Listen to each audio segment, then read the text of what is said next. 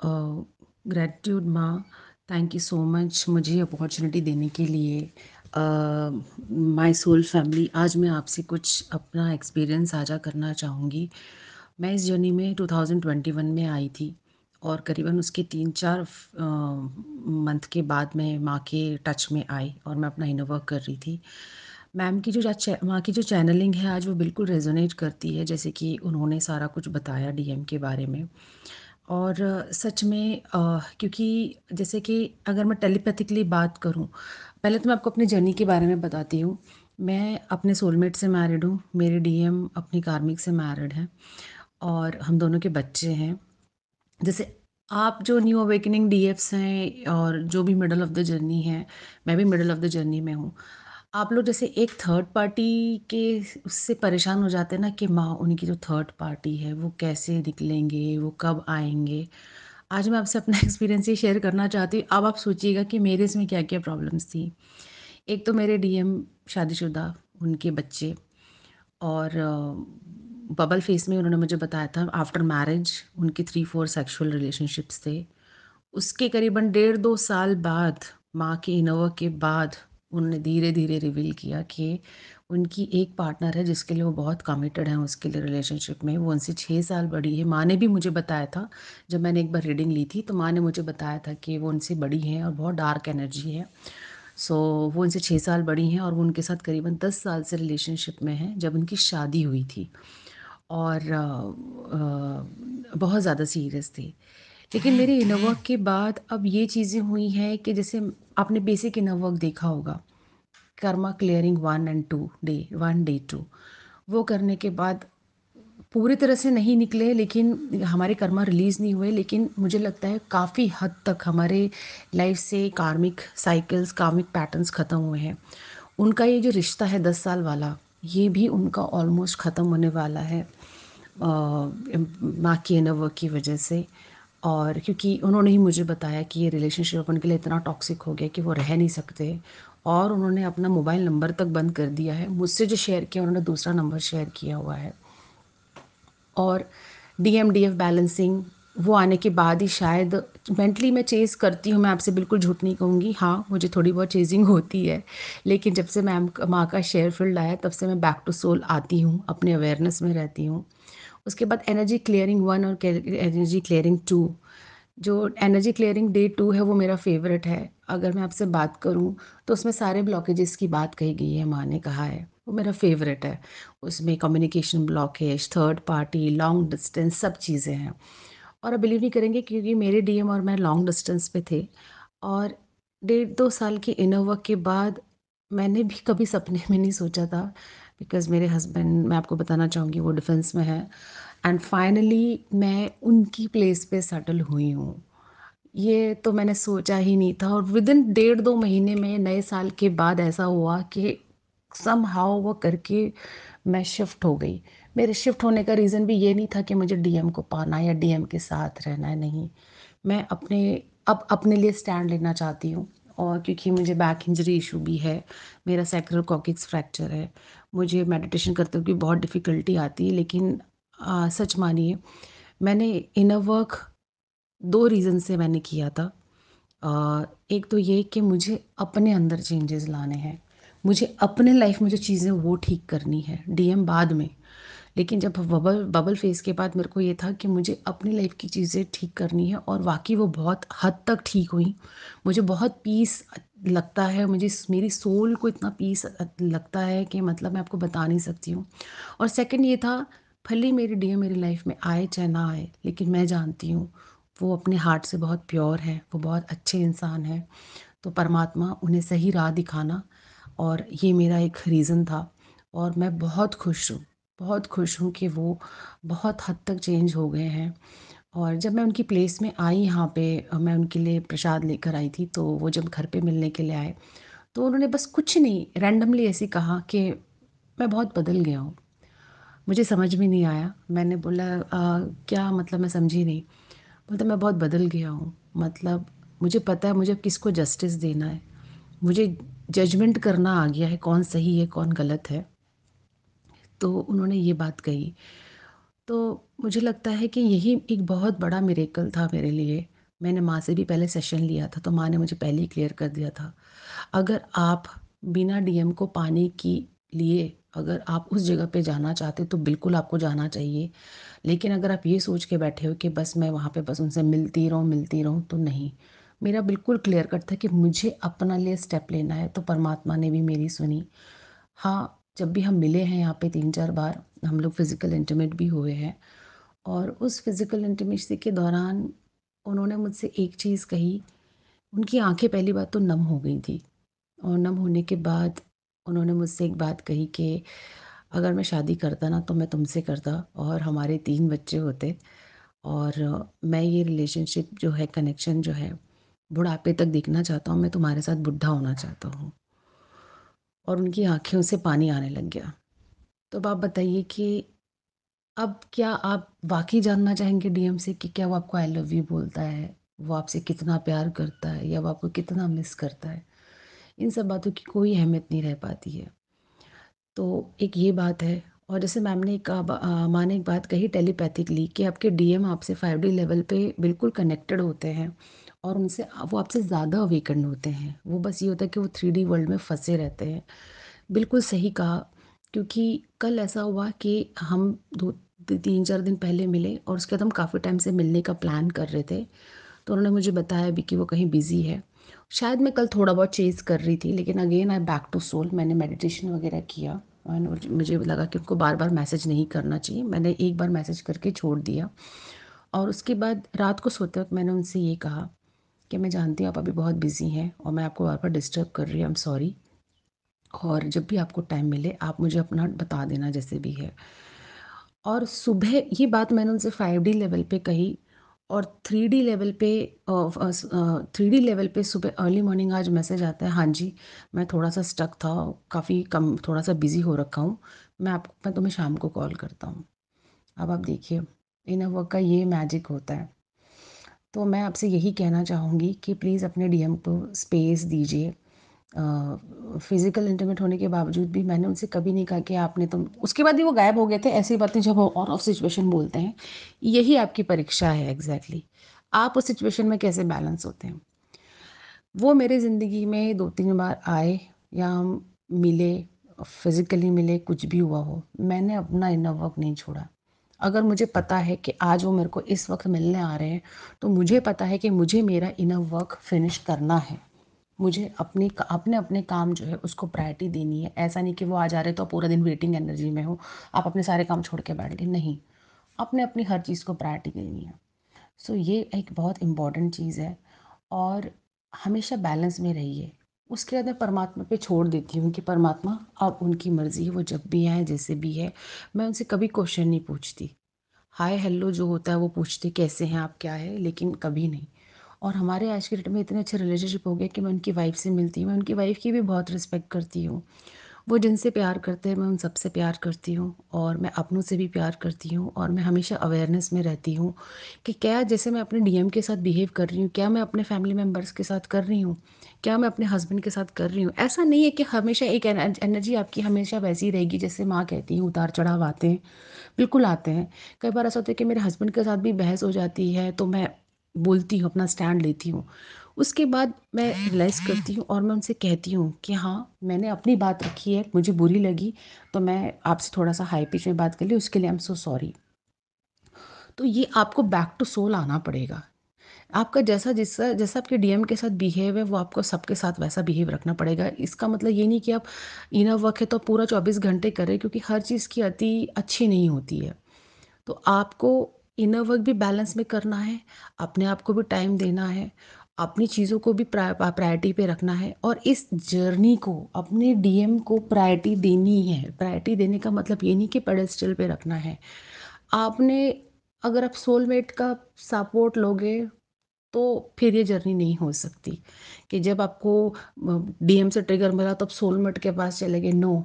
आपको पता नहीं है, ये मेरा एक्सपीरियंस है जो माँ ने बताया कि एक बार सोलमेट भी अगर आपने अपने डीएम को अगर प्रायोरिटी नहीं रखा, इस जर्नी को अपनी प्रायोरिटी नहीं रखी, तो आपके सोलमेट भी कार्मिक हो जाते हैं और उस स्टेज से मैं गुजर चुकी हूँ। मैंने देखा है, मैं रोई हूँ लिटरली। और एक टाइम पे मुझे लगा ये मेरे सोलमेट हैं, इनको क्या हो गया। और जैसे ही मैं अपने डीएम से कनेक्ट हुई, सब कुछ ठीक हो गया। तो कहीं न कहीं इनडायरेक्ट वे में आपके सोलमेट भी आपको पुश करते हैं आपकी जर्नी की तरफ 5D लेवल पे। तो आप सारी चीज़ें परमात्मा पे छोड़ दीजिए, सब ठीक हो जाएगा। और मैं आपको एक और चीज़ बताना चाहूँगी कि जब मेरे डीएम आए थे, तो मैंने अब लिटरली जब हमारे बीच में 8 महीने के बाद जब कन्वर्सेशन हुआ, तो मैंने उनसे लिटरली ऐसे ही, पता सब कुछ होता है आपको लेकिन आप पूछते हो, तो मैंने ऐसे ही जस्ट उनसे पूछा कि आप एक बात बताओ। मैं उनको सिखाने की कोशिश कर रही थी, जबकि हमारे डीएम को मारने बोला सब कुछ आता है और आप सिखाओगे भी तो सीखेंगे नहीं। मैंने उनको कहा कि जब भी आप बात करते हो तो एकदम से आउट क्यों हो जाते हो? उसका क्यों एक कर्टसी होती है, एक मैनर, एक एक आपके एटिकेट्स होते हैं कि जब कोई आपको होता है तो उसको बात को ऐसे नहीं छोड़ना चाहिए, उसको पूरा ख़त्म करना चाहिए, एक अच्छे नोट पे एंड करना चाहिए। तो ये आपकी जॉब के लिए भी अच्छा रहेगा। तो उनका रिप्लाई क्या आया कि मैं प्रीति सबके साथ बिल्कुल जैसे सॉफ्टली एंड अप करती हूँ किसी चीज़ का, मैं वैसे ही करता हूँ, बहुत अच्छे से जेस्चर देता हूँ, सिर्फ तुम्हारे साथ नहीं देता हूँ। तो मैंने उनसे पूछा भी क्यों? तो उनका कुछ नहीं था जवाब, उन्होंने बोला पता नहीं, बस ऐसे ही। और उन्होंने मुझे ये भी बोला कि और मैं ये तेरे साथ करता रहूँगा, मैं तुझे चेक करता रहूँगा, मैं बीच में आता रहूँगा। मतलब ये उन्होंने अपने, उनको खुद ही नहीं पता, जो माँ कहती है डीएम को खुद ही नहीं पता वो बोल क्या रहे हैं। लिटरली उन्होंने मुझे ये चीज़ बोली कि मैं आता रहूँगा और मैं तेरे को चेक करता रहूँगा और मैं तुझे बैलेंस करना चाहता हूँ, मैं तुझे प्रैक्टिकल अप्रोच सिखाना चाहता हूँ, तू सीख मुझसे, तू इवॉल्व हो, मैं तुझे इवॉल्व करके छोड़ूँगा। ये बात उन्होंने मुझसे कही। और जैसे कि अभी मैं आपको एक चीज़ बताती हूँ कि जैसे माँ ने कहा चैनलिंग के बारे में कि आजकल ट्विन फ्लेम कपल्स चैनल पे आते हैं, वो ब्रॉडकास्ट करते हैं। आज मैं आपको उसका एक एक्सपीरियंस बताती हूँ। मैं देखिए किसी को जज नहीं करूँगी, सब अपने अपने लेवल पे कर रहे हैं। जिनकी बात माँ कर रही है ना, मैंने खुद उनसे बहुत बार रीडिंग ली है और वो रीडिंग हमेशा गलत आई है, मैं आपको बता रही हूँ। उसके बाद ऐसा हुआ कि जब मैं फिर दोबारा से अपनी जर्नी पे फ़ोकस रही, फिर मैंने इनर वर्क पे और ज़्यादा कहा कि यार ये सब फालतू है, इसमें ज़्यादा जाना नहीं है, अब अपनी इनर वर्क पे ही करो फ़ोकस। एंड आप बिलीव नहीं करेंगे, जिस क्वेश्चंस के लिए मैं टैरो रीडिंग के पास जाके उनको पैसे दे के कर रही थी, वो खुद ही डीएम मेरे सामने उनका नाम रिवील कर रहे हैं। जिनकी बात वो कर रही है कि अपने डीएम के साथ ब्रॉडकास्ट कर रहे हैं, उन्हीं से मैंने 3-4 बार रीडिंग ली है और सब गलत आया है। तो मैं इसलिए आपको कहना चाहूँगी आप कहीं मत भटकिए। बिल्कुल माँ की जो चैनलिंग है, माँ का जो इनर वर्क है वो बिल्कुल सफिशिएंट है, आप उस पे फ़ोकस रहिए। और ये बहुत अच्छी बात है। और जैसे कि हम अपने डीएम से एक्सपेक्ट करते हैं ना कि वो हमें बोलता क्यों नहीं है, वो प्यार क्यों नहीं करता, ये ऐसी चीज़ें। देखिए हम लोग इतना फिज़िकली हम मिलने के बावजूद भी हमने आज तक एक दूसरे को नहीं कहा कि आई लव यू, या मैंने उनसे कभी नहीं पूछा कि आप मुझसे कितना प्यार करते हैं या आप मुझे मिस करते हैं कि नहीं करते। बिल्कुल नहीं। हम बस एक दूसरे की आंखों में देखते हैं और बस। एक दो बार शायद उन्होंने कहने की कोशिश भी की थी, तो मैंने कहा कि कुछ कहने की ज़रूरत नहीं है, कुछ समझने की ज़रूरत नहीं है, मुझे पता है, हमें पता है, हमें पता है। बस मैंने इतनी बात कही और उन्होंने मुझे फॉरहेड पे किस किया और बहुत बच्चे की तरह, जैसा होता है ना टाइटली हग करना और सर पे हाथ रखना, वो रखा उन्होंने। तो आई थिंक अगर आपको आत्मीय रूप से वो प्रेम अगर आपको एहसास हो गया है, क्योंकि मैं अगर बार बार फिज़िकल बोलूँ तो आप प्लीज़ वो गलत वे में मत लीजिए, क्योंकि फिज़िकल मैंने उन्हें शायद बॉडी से ना फ़ील कर रहे, शायद उनमें मैंने आत्मा से उस चीज़ को फ़ील किया है। अब वो चाहे कहे, चाहे ना कहे, चाहे 10 पार्टी में जाए, 30 पार्टी में जाए, मुझे कोई फ़र्क नहीं पड़ता। और मुझे तो ऐसा लगता है कि मैं जो उनसे 5D लेवल पे कनेक्टेड हूँ ना, वही मेरे लिए काफ़ी है, वही मेरे लिए काफ़ी है। आप मेंटली चेज़ करोगे, बीच-बीच में आपको याद आएगी, दैट इज़ नॉर्मल, कोई बात नहीं। अगेन वही जो वहाँ का शेयर्ड फील्ड है कि आपको बैक टू सोल आना है, बैक टू सोल आना है। और please give him that space. ये न्यू अवेकनिंग्स के लिए मैं कहना चाहूँगी, सब पार्टी हट जाएगी। अब आपके सामने मेरा इतना बड़ा एग्जाम्पल है, आप एक पार्टी को लेते थे, उनकी तो बीवी है, वो तो बहुत वर्कोहॉलिक है। यहाँ पे तो मेरे उसमें सारी चीज़ें इंक्लूड थी, उनकी पार्टनर, उनके मल्टी सेक्सुअल पार्टनर्स, फिर उनके कमिटेड अलग से रिलेशनशिप, और उसके बाद वो ड्रग्स, सिगरेट, ड्रिंक्स, चरस, everything he tried. And recently मैं आपको बताना चाहूँगी कि लास्ट ईयर जब हम फिजिकल इंटीमेट हुए थे, तो उसमें हुआ क्या था कि मैंने अपना ब्लॉकेज क्रिएट किया, मेरे अंदर एक फियर का ब्लॉकेज आया कि यार अब तो मैं हो गई, अब तो ये शायद मेरे से बात नहीं करेंगे, तो मैंने ही डिस्कनेक्ट करना शुरू किया। उसके बाद हमारा बहुत लंबा सेपरेशन आया, 8 महीने का। और 8 महीने के उस सेपरेशन में मैंने अपने आप पे बहुत काम किया। मैंने नई-नई चीज़ें डिस्कवर की, मैंने डाटा एंट्री कोर्स किया और बहुत सारी चीज़ें मैंने किया और मुझे काफ़ी अच्छा लगा। मैंने अपने जो डाटा एंट्री कोर्स उसमें मैंने टॉप किया एंड आई वाज़ ब्लेस्ड। ऐसा नहीं था मुझे मेरे डीएम की याद नहीं आती थी, बट मैं उस चीज़ को बैलेंस करती थी और हमेशा कोशिश ये रहती थी कि जो भी चैनलिंग आ रही है उसके थ्रू मैं उस चीज़ को समझूँ। और ऐसा हुआ कि अब जब मेरे डीएम यहाँ पर आए तो उन्होंने मुझे एक बात बताई कि पता है जब हम सेपरेशन में थे ना, तो विंटर्स के टाइम पे मैं अपने फ्रेंड के साथ फार्म हाउस गया था। रात को 9 बजे के वो क्या बोलते हैं रात को कोई आजकल आपको पता है वो मुजरा अटेंड करने के लिए जैसे डांस लोग परफ़ॉर्म करते हैं ना, वैसे वो मुजरा परफ़ॉर्मेंस में ये गए थे। प्लीज़ मेरे डीएम को जज मत कीजिएगा, I respect him a lot और ये कोई बात नहीं होता है भगवान ने उनकी ग्रूमिंग ऐसी की है, उनको वैसे ही संस्कार या आप कह सकते हैं सब चीज़ें तभी वो वहाँ से अपने कार्मिक सब चीज़ें ख़त्म करेंगे। और वो शायद क्योंकि मैं उनके साथ भी नहीं थी, ना वो मेरे साथ थे, अब उनको कहीं न कहीं वो चीज़ एनर्जी उनको वो चाहिए। वो गए, वहाँ पे उन्होंने time spend in the sense वो डांस देख रहे थे। उन्होंने मुझे पूरा एक्सप्लेन किया कि जैसे मूवीज़ में आता है बिल्कुल अटायर में properly they dressed up and all that and we discussed about it कि हमारा इंडियन कल्चर कैसा था, क्या हो गया and all that. And he told me कि यार पता नहीं क्यों ऐसा हुआ कि वो लोग तो 6-7 घंटे तक अटेंड करते रहे, पैसे देते रहे वहाँ पे। बट पता नहीं मुझे क्या हुआ, मुझे अच्छा नहीं लगा, मैं आ गया उठ के। आप समझ रहे हैं मेरा पॉइंट बताने का मतलब क्या है? वो कहीं भी चले जाएँ, कहीं भी चले जाएँ। ऐसी कोई बात नहीं है कि उन्होंने कहीं बातचीत नहीं की होगी, बिल्कुल की होगी। लेकिन उन्हें वो सैटिस्फैक्शन कहीं नहीं मिलता बिकॉज़ अल्टीमेट हम कोई रिलेशनशिप में नहीं हैं। हमारा अपने डीएम के साथ कोई रिलेशनशिप नहीं है। ये एक भगवान का दिया हुआ कनेक्शन है। तो आप समझ सकते थे इसलिए आपको कोई डरने की ज़रूरत नहीं है कि वो कहाँ जा रहे हैं, क्या कर रहे हैं। अल्टीमेट उन्होंने मुझे कॉन्टैक्ट किया और परमात्मा के पे ही सब कुछ छोड़ दिया था मैंने और अभी भी सब कुछ परमात्मा पे छोड़ती हूँ और अपने काम में ही बिज़ी रहती हूँ और माँ के आशीर्वाद की उससे और उनके इनर वर्क की वजह से मुझे फाइनली मेरे सोल पर्पस वाली जॉब भी मिल गई है और शायद बढ़ के मिली है क्योंकि इस जॉब में ऐसा है कि है तो वो प्री प्राइमरी सेक्शन के बच्चों को पढ़ाना, लेकिन उसके साथ ही साथ मुझे पूरे प्री प्राइमरी सेक्शन का कोऑर्डिनेटरशिप मिला है, जो मेरे लिए एक बहुत बड़ा चैलेंज है और मैं जानती हूँ परमात्मा ने अगर मुझे ये दिया है अपॉर्चुनिटी तो उनका विश्वास है और मैं इस विश्वास पे पूरा खरा उतरूँगी और आप सबकी ब्लेसिंग्स चाहिए। और मैं इतना डीप में इसलिए गई हूँ, मैंने आपको हर एक चीज़ इसलिए बताई है ताकि specially for new awakening because बाकी तो मुझे पता है सब अपना ग्रिड वर्क कर रहे हैं। बहुत डीप डीप टॉक्स होती है क्वांटम लीप के बारे में, सब चीज़ों के बारे में। आई नो जब मैं भी स्टार्टिंग में इस जर्नी में आई थी और कोई डीएफ इस टाइप की चीज़ें डालती थी तो मुझे भी समझ में नहीं आता था यार ये है क्या? लेकिन वो चीज़ें भी आप धीरे-धीरे समझेंगे, लेकिन जो बेसिक्स ताकि आप इस एनर्जी से निकलें, इसलिए मैंने आपको ये थोड़ा-सा वीडियो लंबा हो जाएगा माँ, आई एम सो सॉरी। लेकिन इसी के थ्रू आप समझेंगे। जब जब क्या-क्या होता है ना कि कई बार हम थ्योरी से नहीं समझते, हम लोग एग्ज़ाम्पल से समझते हैं।